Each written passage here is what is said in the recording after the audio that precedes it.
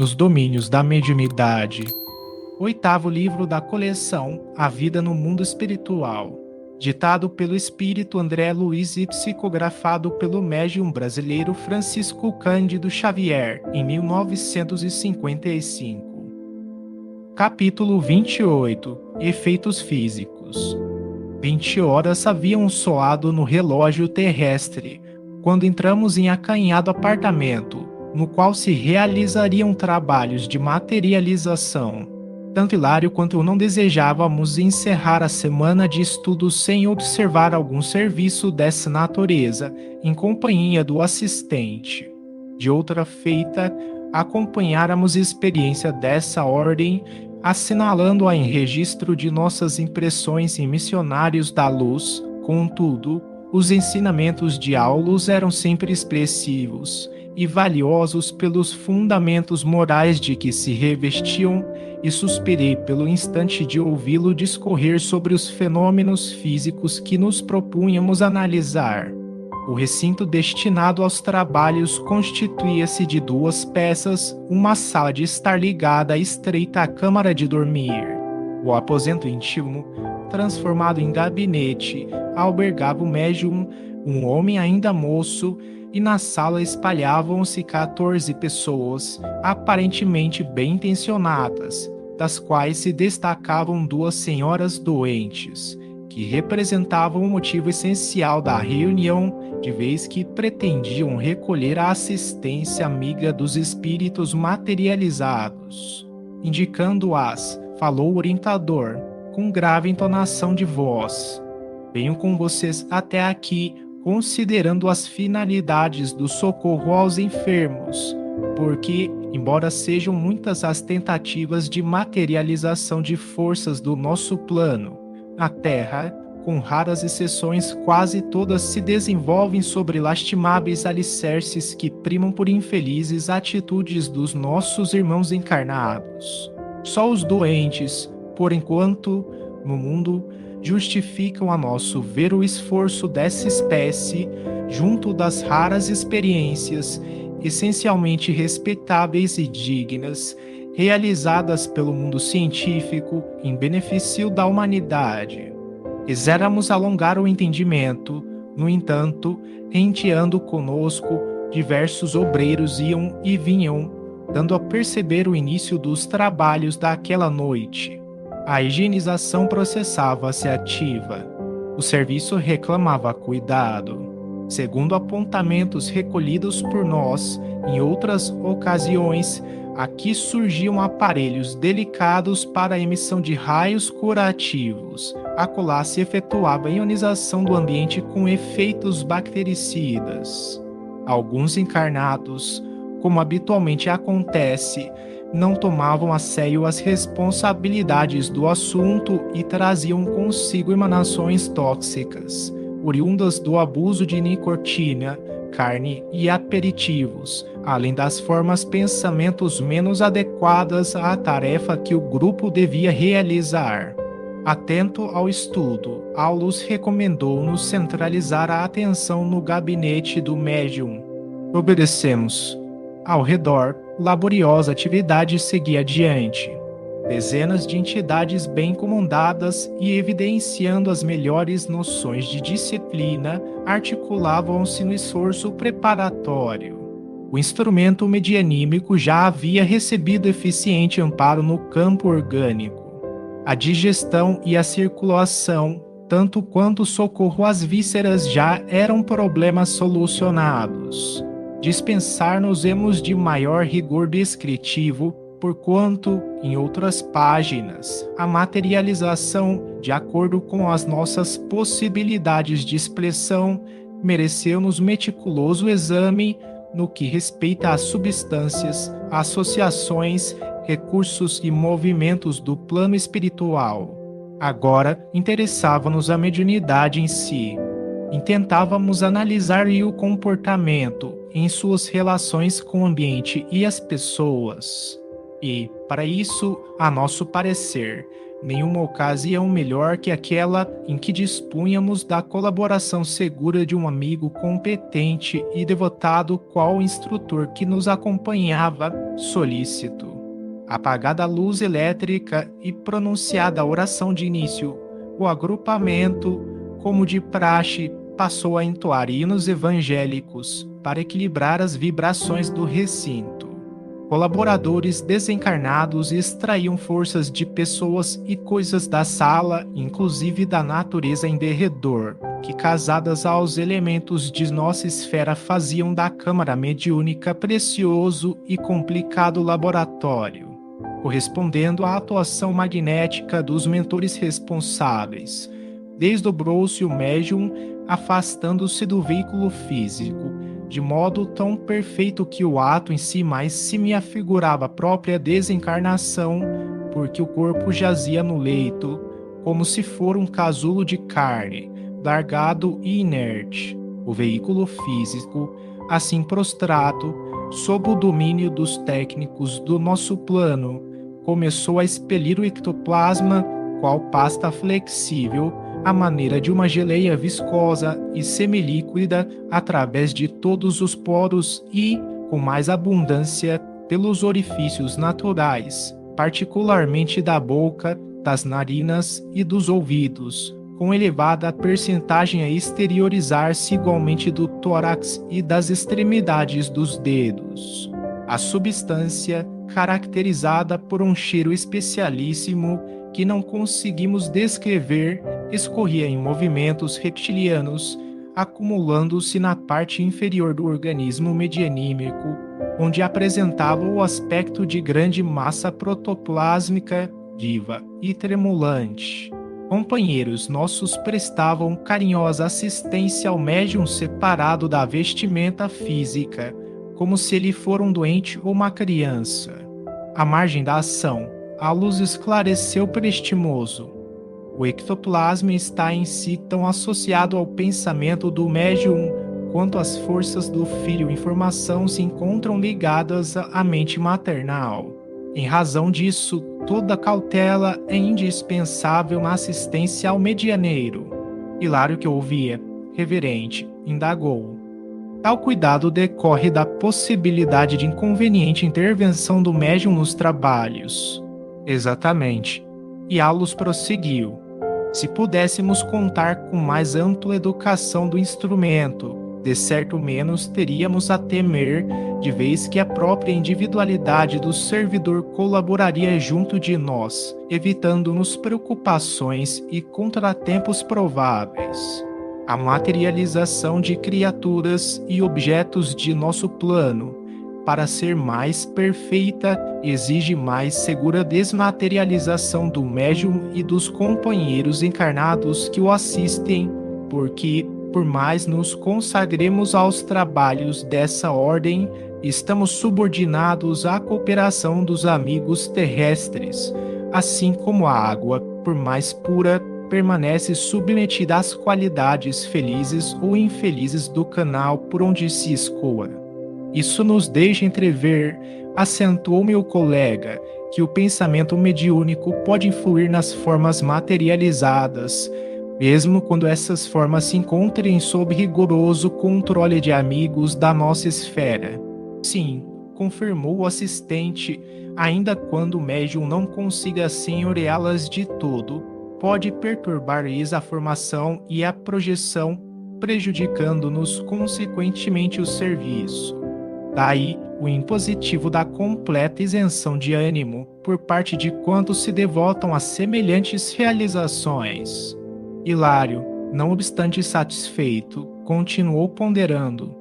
As faculdades de materialização, desse modo, não traduzem privilégio para os seus portadores. De modo algum. Depois de breve pausa, o próprio verbo referente ao assunto, em sentido literal, não encoraja qualquer interpretação em desacordo com a verdade. Materializar significa corporificar. Ora, considerando-se que mediunidade não traduz sublimação e sim meio de serviço, e reconhecendo, ainda que a morte não purifica, de imediato aquele que se encontra impuro, como atribuir santidade a médiuns da terra ou a comunicantes do além pelo simples fato de modelarem formas passageiras entre dois planos. Então, essa força, meu companheiro não terminou. Aulus percebeu-lhe o pensamento e atalhou, asseverando: essa força materializante é como as outras manipuladas em nossas tarefas de intercâmbio. Independe do caráter e das qualidades morais daqueles que a possuem, constituindo emanações do mundo psicofísico, das quais o citoplasma é uma das fontes de origem. Em alguns raros indivíduos, encontramos semelhante energia com mais alta percentagem de exteriorização. Contudo, sabemos que ela será de futuro mais abundante e mais facilmente abordável, quando a coletividade humana atingir mais elevado grau de maturação. Até lá, desse modo, utilizar-nos-emos dessas possibilidades como quem aproveita um fruto ainda verde em circunstâncias especiais da vida, suportando, porém, o assédio de mil surpresas desagradáveis ao recolhê-lo, de vez que, em experiências como esta, submetemo-nos a certas interferências mediúnicas indesejáveis, tanto quanto a influências menos edificantes de companheiros encarnados, francamente inaptos para os serviços dessa espécie. Hilário, que escutava, atencioso, a lição, ponderou ainda: imaginemos que o médium esteja possuído de interesses inferiores, seja em matéria de afetividade mal conduzida, de ambição desregrada ou de pontos de vista pessoais, nos diversos departamentos das paixões comuns. E, depois da alegação reticenciosa, indagou: nessa posição poderá influir nos fenômenos em estudo? Sem dúvida alguma, elucidou Aulus com naturalidade, consciente ou inconscientemente. E os amigos do grupo, se imbuídos de propósitos malsãos, conseguem perturbar-nos. Certamente. E por que nos sujeitarmos a fatores incapazes, assim? Os olhos do assistente brilharam, expressivos.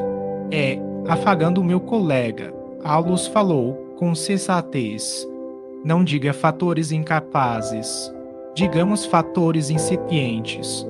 Simbolizemos a necessidade como sede escaldante e a mediunidade imperfeita ou mal comandada como sendo a água menos limpa. A falta do líquido puro, não podemos hesitar. Utilizamo-nos da água nas condições em que a encontramos. Em seguida, que fazer? Teremos paciência com a fonte, decantando-lhe, pouco a pouco, a corrente poluída. A mediunidade sublimada através de instrumentos dignos e conscientes no mandato que isso corresponde é algo de eterno e divino que a humanidade está edificando. Isso não é obra de afogadilho. A improvisação não é alicerce para os santuários da sabedoria e do amor que desafiam o tempo. Meu colega e eu sorrimos, encantados com aquele monumento de compreensão e tolerância.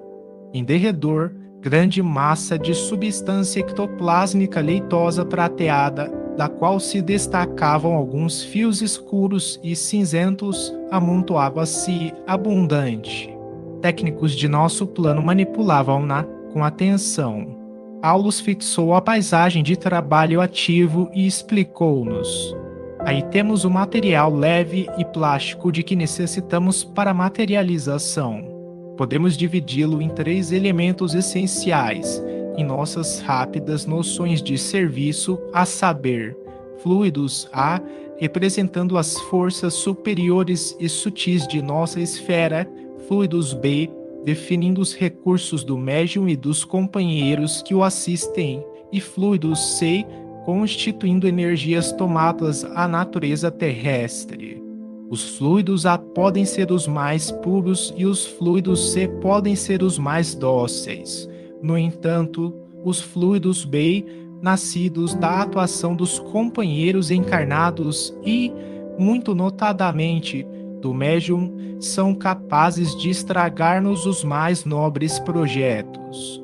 Nos círculos, aliás raríssimos, em que os elementos a encontram segura colaboração das energias B, a materialização de ordem elevada assume os mais altos característicos, raiando pela sublimidade dos fenômenos. Contudo, onde predominam os elementos B, nosso concurso é consideravelmente reduzido, porquanto nossas maiores possibilidades passam a ser canalizadas na dependência das forças inferiores do nosso plano, que, afinadas aos potenciais dos irmãos encarnados, podem senhorear-lhes os recursos, invadindo-lhes o campo de ação e inclinando-lhes as experiências psíquicas no rumo de lastimáveis desastres.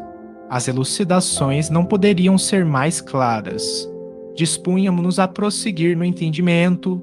Todavia, Garcês, um dos técnicos espirituais do serviço, veio até nós, invocando o auxílio magnético de Aulus.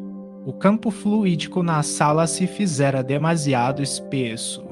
Os pequenos jatos de força ectoplásmica, arremessados até lá em caráter experimental, tornavam o gabinete, revelando forte teor de toxinas de variada classificação.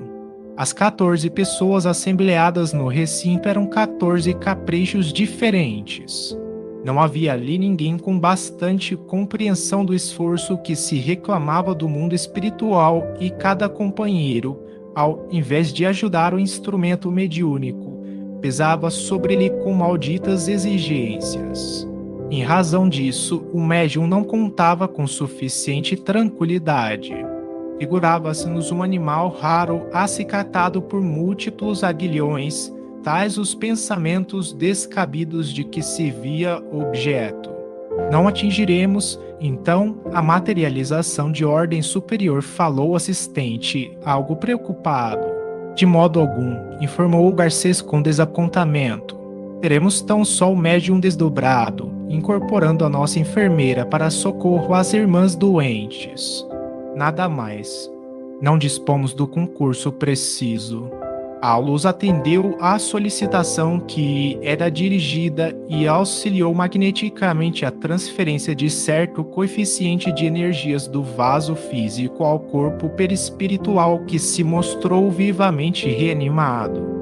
O veículo de matéria densa, no leito, desceu à mais funda prostração, mas o médium em seu perispírito evidenciava maior vitalidade e maior lucidez.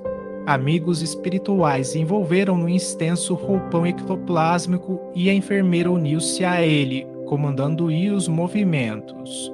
O médium, não obstante ausente do corpo carnal, achava-se controlado pela benfeitora à maneira de um médium psicofônico, diferenciado apenas pela roupagem singular, estruturada com apetrechos ectoplásmicos imprescindíveis à permanência dele no recinto, onde explodiam pensamentos perturbados e inquietantes. Vendo caminhar, inseguro, abraçados pela enfermeira que o movimentava para o serviço assistencial, Hilário, ciciante, falou para o nosso orientador. O médium está consciente durante o fenômeno. Fora do corpo, sim, mas possivelmente não guardará qualquer lembrança, logo regresse ao campo físico. Meu colega ainda aventurou. Vemo-lo avançar com indumentos materializados e sob a orientação da enfermeira amiga. Entretanto, caso alimente, nessas condições, qualquer desejo menos digno pode interferir no trabalho, prejudicando-o. Perfeitamente, disse Aulus, ele está sob controle, mas controle não significa anulação. Qualquer impulso infeliz do nosso companheiro correrá por conta do serviço. Daí a inconveniência das atividades dessa espécie sem alto objetivo moral. O medianeiro das curas, enlaçado pela entidade generosa, alcançou estreito aposento, exibindo a roupagem delicada, semelhante a uma túnica de luar, emitindo prateada luz. No entanto, à medida que varara a atmosfera reinante no recinto, a claridade esmaecia, chegando a apagar-se quase de todo. Diante do nosso olhar indagador, o assistente esclareceu: a posição neuropsíquica dos companheiros encarnados que nos compartilham a tarefa no momento não ajuda. Absorvem-nos os recursos sem retribuição que nos indenize de alguma sorte a despesa de fluidos laboriosamente trabalhados. A convite do orientador, penetramos a sala. Efetivamente, escuras emissões mentais esguichavam contínuas, entrechocando-se de maneira lastimável. Os amigos, ainda na carne, mas se nos figuravam crianças inconscientes. Pensavam em termos indesejáveis, expressando petições absurdas, no aparente silêncio a que se acomodavam irrequietos. Exigiam a presença de afeições desencarnadas, sem cogitarem da oportunidade e do merecimento imprescindíveis. Criticavam essa ou aquela particularidade do fenômeno ou prendiam a imaginação a problemas aviltantes da experiência vulgar. O concurso dos amigos espirituais era ali recebido, não como gentileza de benfeitores, mas como espetáculo fútil a ser obrigatoriamente elaborado por servos ínfimos. Ainda assim, os obreiros do nosso plano ofereciam melhor pelo êxito da tarefa. A enfermeira devotada socorreu as doentes, aplicando-lhes raios curativos. Várias vezes, deixou o recinto e tornou a ele, porquanto a simples aproximação dos pensamentos inadequados que senhoreavam as vibrações, toda a matéria ectoplásmica se ressentia, obscurecendo-se ao bombardeio das formações mentais nascidas da assistência. Terminado o que foi o trabalho medicamentoso, um risonho companheiro de nossa esfera tomou pequena porção das forças materializantes do médium sobre as mãos e afastou-se para trazer, dali a instantes, algumas flores que foram distribuídas com os irmãos encarnados, no intuito de sossegar-lhes a mente excitadiça. Calmando-nos a curiosidade, a luz esclareceu. É o transporte comum, realizado com reduzida cooperação das energias medianímicas. Nosso amigo, e designou com a destra o emissário das flores, apenas tomou diminuta quantidade de força ectoplásmica, formando somente pequeninas cristalizações superficiais do polegar e do indicador em ambas as mãos, a fim de colher as flores e trazê-las até nós.